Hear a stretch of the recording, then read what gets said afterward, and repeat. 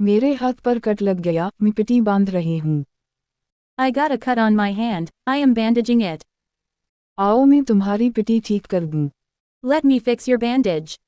Doctor نے زخم صاف کیا اور پٹی لگا دی۔ The doctor cleaned the wound and applied a bandage. رنگین پٹی بچوں کو اچھی لگتی ہے۔ Kids like colorful bandages. میں روزانہ صبح انڈے کا ناشتہ کرتی ہوں۔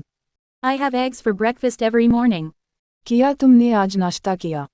Did you have breakfast today? میں ناشتہ کیے بغیر گھر سے نہیں نکلتی۔ I don't leave home without having breakfast. اتوار کو میں دیر سے ناشتہ کرتی ہوں۔ On Sunday, I have a late breakfast. میری امی کہتی ہیں کہ خود کو ہائیڈریٹ رکھو۔ My mom says to keep yourself hydrated.